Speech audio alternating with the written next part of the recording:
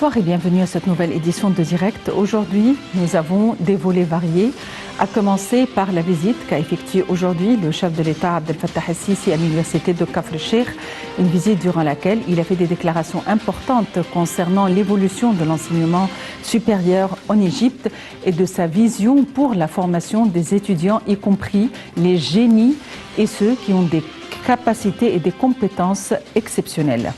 D'autre part, nous allons jeter la lumière sur la 9e conférence des partis des États membres ayant pris part à cette conférence pour anti-corruption, une conférence qui a été lancée à Sharm el-Cheikh. Et aussi, nous allons parler de l'économie en Égypte. Et quand on parle d'économie, qui de mieux que notre experte en économie, Dr Passan Fahmy. Dr Passan Fahmy, bonsoir et bienvenue avec nous aujourd'hui. Madame, merci beaucoup. Dr Passan Fahmy, nous allons commencer tout d'abord, nous avons plusieurs volets à discuter ensemble et nous allons commencer tout d'abord par la visite qu'a effectuée aujourd'hui le chef de l'État, le président Abdel Fattah el-Sisi à l'université de Sharm el-Cheikh, une visite durant laquelle il a mis l'accent sur l'intérêt qu'accorde l'État à l'amélioration du niveau des universités gouvernementales, parallèlement avec la construction de nouveaux établissements à travers toute la République. Le chef de l'État a fait cette déclaration aujourd'hui lors de sa visite à l'université de Sharm el-Cheikh où il a eu un dialogue ouvert avec les étudiants, le corps enseignant et les employés de cette université. Il faut dire que le chef de l'État a eu des recommandations. Tout d'abord, il a sollicité ou il a recommandé de consolider les outils susceptibles de former les étudiants et d'attacher une importance particulière aux étudiants, notamment les génies parmi les étudiants, ceux qui ont un niveau très avancé et des compétences très particulières, justement pour former une génération de jeunes particulières susceptibles de mener l'avenir. Aussi, il a mis l'accent sur l'importance de faire évoluer les activités au sein des enceintes universitaires pour raffermir les compétences personnelles des étudiants et de renforcer la sensibilisation sur le champ, et que ce ne soit pas seulement des matières théoriques ou des matières d'enseignement, mais de renforcer l'expérience personnelle des étudiants sur le champ à travers ces activités universitaires. Aussi, il a recommandé de soutenir le processus de lien entre le processus de science et le processus de recherche scientifique et les centres de recherche scientifique, et aussi de donner des chances égales au niveau des nécessités requises pour la recherche scientifique.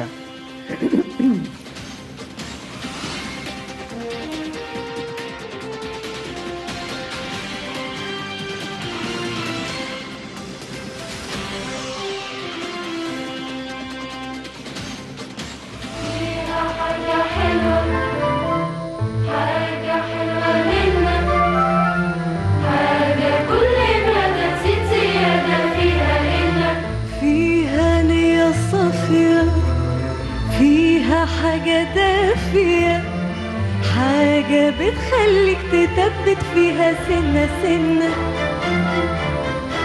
الرئيس السيسي والحضور شاهدوا عروضا فنية قدمها عدد من طلاب L'évolution de l'enseignement supérieur. Ça fait des années que nous avons, où nous parlons de l'évolution de l'enseignement supérieur, de l'ambition d'emprunter des exemples réussis dans le domaine de la recherche scientifique et de l'enseignement supérieur. Mais Dr Passan Fahmy, le fait que le chef de l'État ait effectué une visite à une université qui ne se trouve pas à la capitale justement, qu'il ait un petit déjeuner avec les étudiants, avec le corps enseignant. À votre avis, quel est le message, outre les points que j'avais cités, quel est le message essentiel à travers cette visite? Les jeunes constituent plus que 50% de la population égyptienne. Les jeunes sont le futur. Et le futur va être tout à fait différent. Et je répète, le futur va être tout à fait différent. La science, la technologie, la façon de communiquer, la façon de penser, la façon de travailler, tout ce que vous voulez. C'est un autre monde et on avance vers ce monde-là très vite. Alors notre jeunesse doit être prête. Et c'est pour cela que Monsieur le Président accorde l'intérêt à ces jeunes.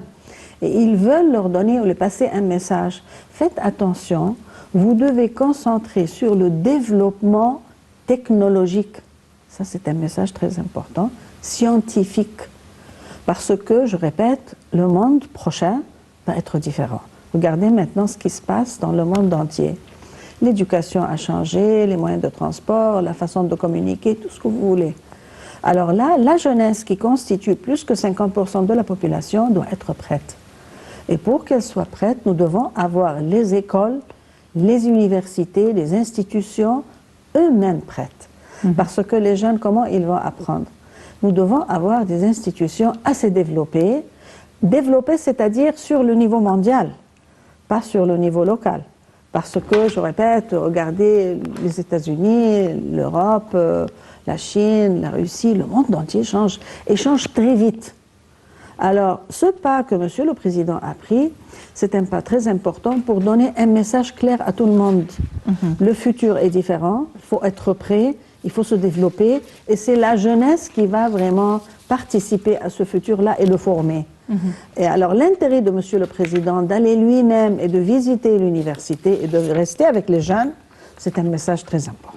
Et surtout une université dans une ville qui n'est pas la capitale. Voilà. Dans une province. Voilà, ça va être, c'est-à-dire que l'éducation doit être partout, je répète, dans les 27 gouvernorats, doit être sur le niveau mondial, et les jeunes doivent avoir la même, si vous voulez, occasion et le même passé pour qu'ils puissent vraiment avancer et être une partie du futur, parce que sans le développement scientifique, technologique, électronique, si vous voulez, le futur va être à d'autres gens. Alors l'Égypte, c'est un grand pays, on doit être prêt. Effectivement. Parmi les activités du jour figure aussi la visite qu'a effectuée le chef de la diplomatie, Sameh Choukri, et qui a remis aujourd'hui un message du président Abdel Fattah el-Sisi au président chypriote Nikos Anastasiades.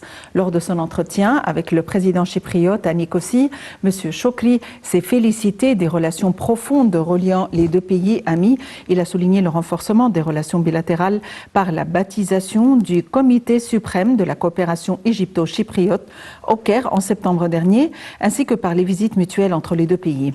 L'entretien a porté sur l'examen d'un nombre de projets de coopération proposés dans divers domaines et sur l'importance de renforcer la coopération dans le secteur de la liaison électrique, en particulier après la signature d'un mémorandum d'entente sur ce dossier. Au cours de l'entretien, M. Choukri a indiqué que le Forum du gaz naturel en Méditerranée optimise la coopération régionale dans le domaine de l'énergie.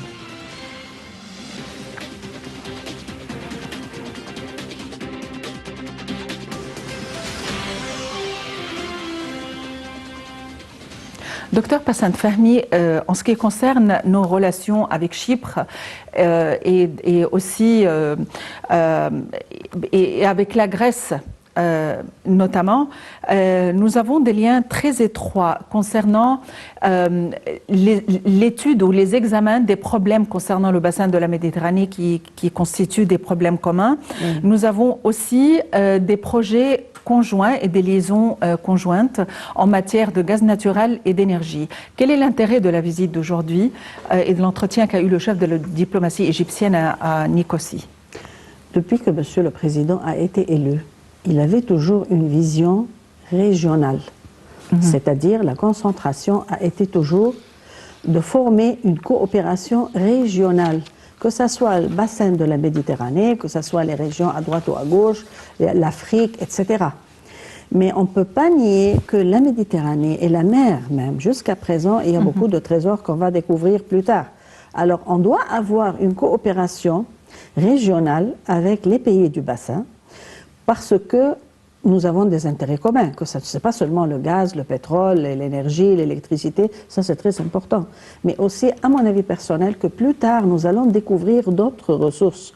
Mais je répète, la vision régionale était toujours dans le plan d'activité de Monsieur le Président et sa vision vers le futur, et ça aussi c'est un grand changement vers le futur, la coopération va être régionale, c'est-à-dire ça ne sera pas un pays géant contre les autres, non, la coopération entre les pays de chaque région, et le bassin méditerranéen bien sûr c'est un grand bassin très important, et avec aussi la Grèce, Chypre, ça ce sont des relations qui datent depuis des décades, mais il y a aussi des intérêts très importants en ce qui concerne le gaz, comme vous venez de mentionner, le pétrole, l'électricité, et aussi on va découvrir d'autres ressources dans la mer. C'est-à-dire quand on parle de l'économie bleue, c'est-à-dire tout ce qui existe, jusqu'à présent on peut découvrir d'autres ressources. Mais pour commencer, ça c'est un pas très important, et la visite de monsieur le ministre des Affaires étrangères et les discussions qui ont pris place sont très importantes pour vraiment développer les relations entre notre pays et ces deux pays-là. Mais c'est un pas vers l'Europe, c'est-à-dire c'est la région de la Méditerranée, mais c'est un grand pas vers l'Europe. Parmi les activités très importantes survenant sur le sol égyptien, c'est la relance des travaux de la 9e conférence des États parties de la Convention des Nations Unies contre la corruption qui se poursuivent aujourd'hui à Sharm el-Sheikh pour le 2e jour consécutif. Lors de sa participation à la séance inaugurale de la conférence, le Premier ministre Dr Moustapha Madbouli avait souligné que l'intérêt accordé aux catégories les plus démunies représentait une sorte de lutte contre la corruption et l'inégalité. M. Madbouli a toutefois confirmé l'attachement de l'Égypte à appliquer l'agenda des Nations Unies dans le domaine de la lutte contre la corruption. Il faut dire que 152 pays participent à cette conférence qui vise à restaurer des valeurs de la transparence et de la justice. 2700 participants, dont des chefs d'État et de gouvernement, des représentants d'organisations régionales et de la société civile, des universités, des universitaires, des chercheurs et des représentants du secteur privé, évidemment, ont pris part à cette conférence. Avant de céder le micro à notre correspondant Hani Farah qui se trouve sur place, je m'adresse à mon invité Dr Passant Fahmy. Dr Passant Fahmy, c'est la 2e édition de la conférence sur le sol égyptien et la 9e au total. Aujourd'hui, et suite à la pandémie, nous envisageons, nous voyons, nous nous adressons au concept de la corruption à partir d'une autre perspective. Donc, comment peut-on lier la pandémie et son impact sur la corruption et la lutte contre la corruption? La corruption est un problème qui peut stopper totalement l'investissement. Et quand on stoppe l'investissement, l'économie est stoppée. Quand on stoppe l'économie, on ne peut pas dépenser ni sur la santé, l'éducation, les moyens de vie. On ne peut pas faire tout ça. Sans une économie forte, il n'y a pas un pays. Et je commence, s'il y a la corruption, le développement économique devient presque impossible. Vous voyez? Et quand on n'a pas un développement économique, il n'y a pas une stabilité sociale. Pas une stabilité sociale, que ce soit à cause de manque de l'argent pour dépenser sur l'éducation, la santé, tous les domaines de la vie. Alors oui, la pandémie est liée à ça, parce que si vraiment le pays peut dépenser professionnellement sur le côté du développement des services de la santé, ça peut vraiment lutter contre beaucoup de maladies. Mais si on n'a pas un développement économique à cause de la corruption, la pandémie et d'autres maladies, j'espère bien qu'on ne peut pas vraiment confronter d'autres diseases dans le futur, mais la pandémie est là, elle n'a pas disparu, et elle a besoin d'avoir un support économique assez développé. Alors oui, vous avez raison, le développement économique, s'il est stoppé par la corruption, ça va être un point très faible contre la lutte contre le Covid et d'autres diseases qu'on peut voir dans la région. Pour jeter la lumière sur les travaux de la conférence en sa 2e journée à Sharm el-Sheikh, voici les détails dans ce compte rendu.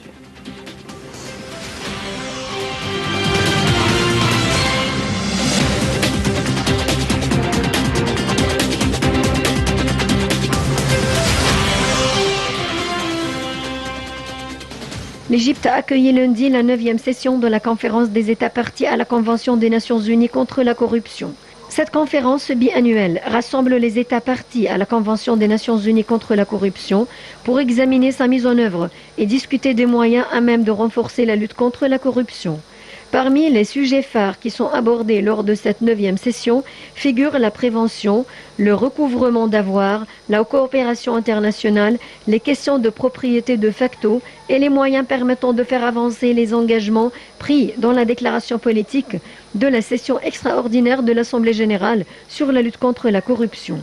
La conférence s'arrêtera également sur la promotion du développement durable, la relance post-Covid et la stabilité économique et politique. Selon les organisateurs, la 9e session de la conférence des États parties à la Convention des Nations Unies contre la corruption constitue un jalon mondial pour améliorer la coopération internationale contre la corruption et aider le monde à se remettre avec intégrité de la pandémie de la Covid-19. La Convention des Nations Unies contre la corruption est entrée en vigueur en décembre 2005. Elle a été ratifiée par tous les États membres des Nations Unies. En vertu de la Convention, les États sont juridiquement tenus de prévenir et de criminaliser la corruption, de renforcer la coopération internationale, de restituer les fonds pliés et d'améliorer l'assistance technique et l'échange d'informations dans les secteurs publics et privés.